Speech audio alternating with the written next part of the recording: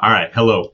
One of the most common things that confuse early small business owners is when they see the term triple net when they're looking at leasing a space. So that's what we're going to talk about today is what is a triple net lease and why it could cost you more than you think and things to really watch out for.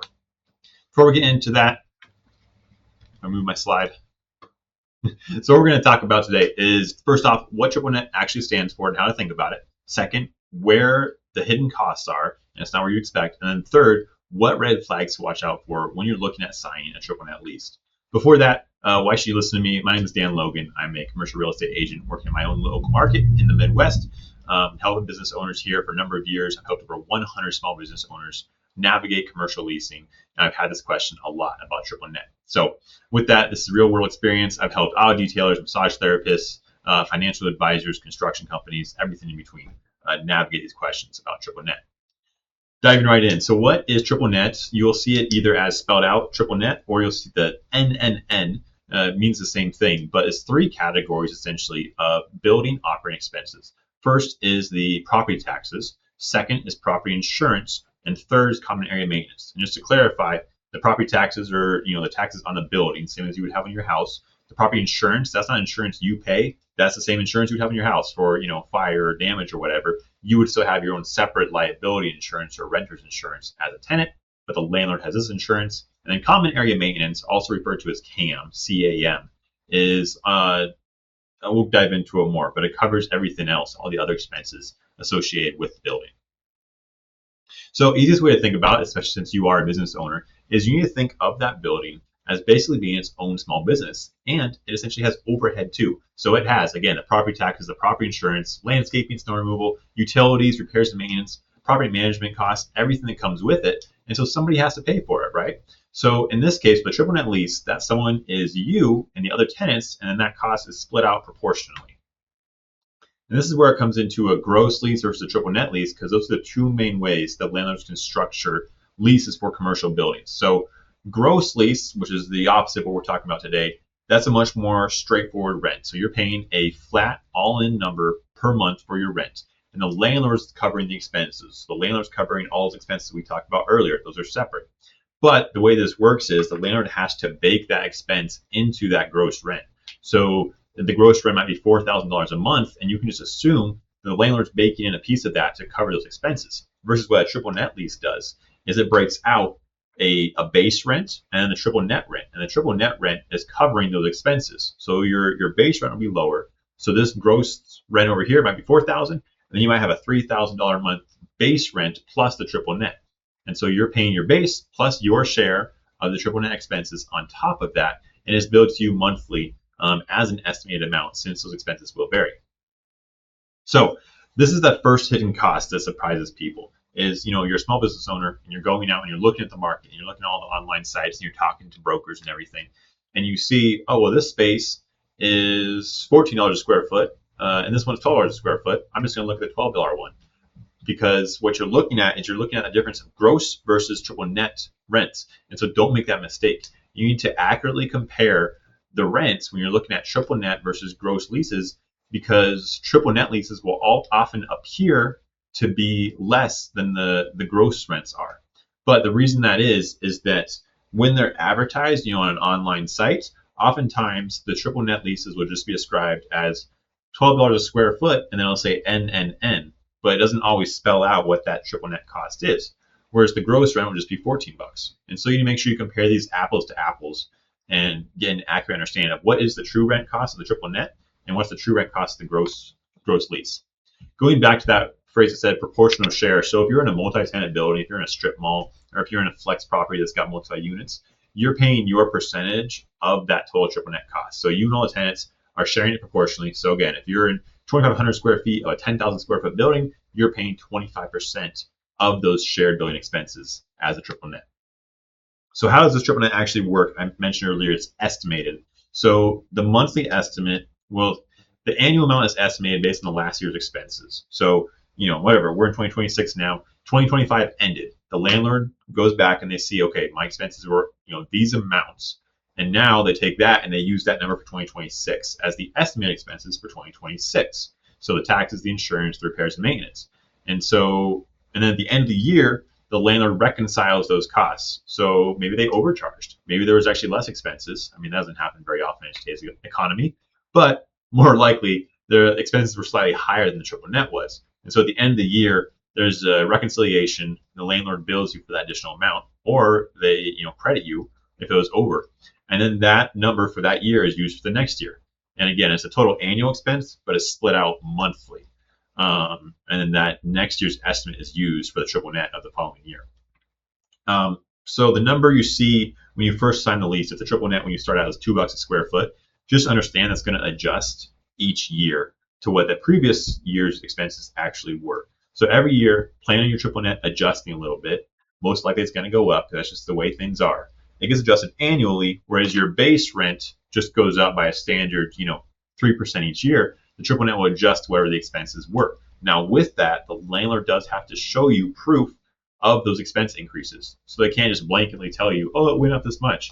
They should give you proof of that. And make sure you look at that closely and make sure that there's not any expenses that are being included that shouldn't be. Exactly. You need to know what's included in your triple net. So a lot of people get scared of triple net and they think triple net's a scam. I really don't think it is. Triple net is a very legitimate way to run a commercial investment property. And in fact, it's a cleaner way to do it. It's meant to be above board. It's a way for you as tenant, the business owner, to see what are these expenses actually coming out to for the property. Whereas again, with a gross lease, you're just kind of guessing. The landlord's guessing and they're baking it into the rent. So they might be charging you more than is necessary. Triple net should be right at the expense amounts. But what's important is you need to read the language in the lease very closely, because what's included in the triple net from lease to lease is going to vary a whole lot. Like each lease will be different. There's kind of general practices.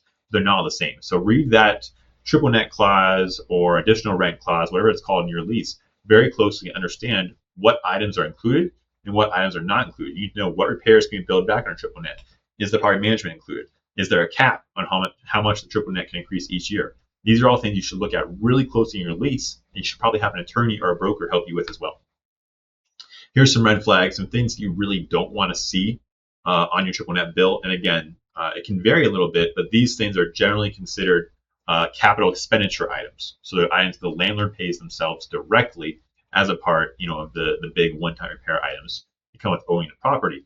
Unless you're in an absolute triple net lease, but that's a different story. That's corporate franchise tenants. So major structural repairs. So if the roof, goes bad, needs replaced, or if the entire parking lot needs replaced, or perhaps if the entire HVAC system needs to be redone.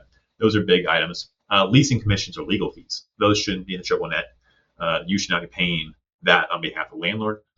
Build out costs for other tenants. So if there's another tenant in the building, they move in, and the landlord contributed to that build out and it was $30,000, that should not show up in your triple net. That's a landlord expense. And then finally, administration fees from landlords. I've seen a couple leases where there's just kind of a very vague section that says, landlord admin fees. Well, what's that? So I would get rid of that if at all possible. Property management fees, that can be included, but you shouldn't see anything super vague like admin fees. That's just opening yourself up for surprise expenses later.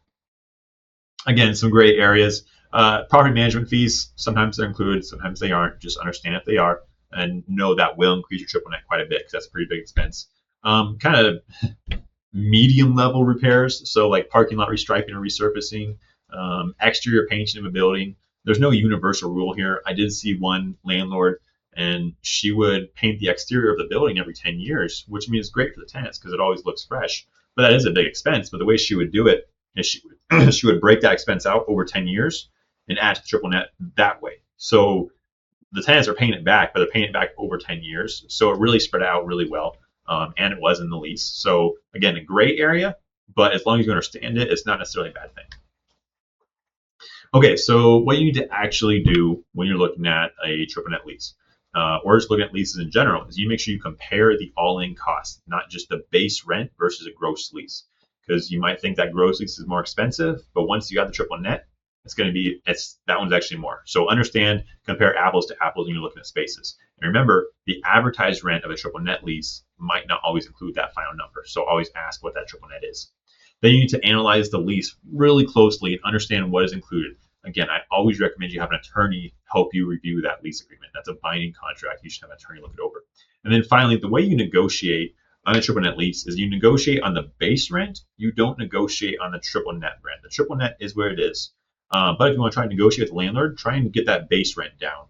And the triple net, you're not negotiating, but you do want to go through and maybe cross out if there's any of those red flag items. Try and get rid of that. So summarizing, triple net, that is the property taxes, the property insurance, and the common area maintenance, which includes everything else.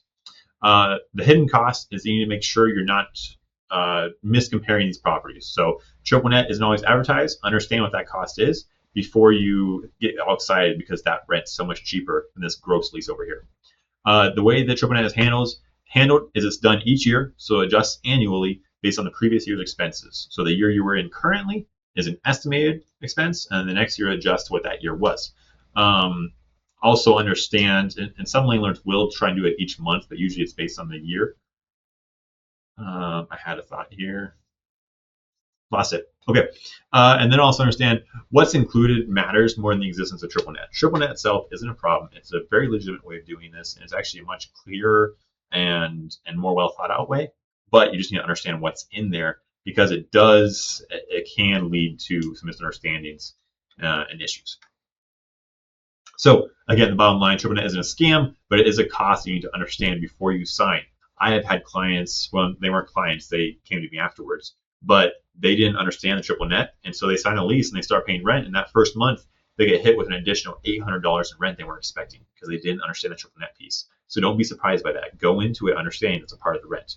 So the structure isn't the problem, but it's signing that lease without understanding what you're on the hook for. That's the problem. All right, I appreciate your time. If I can help out more, I've got a free PDF you can download. Links down below. Top 5 commercial leasing mistakes I see small business owners make. In the meantime, like, subscribe. See you in the next one. Thanks.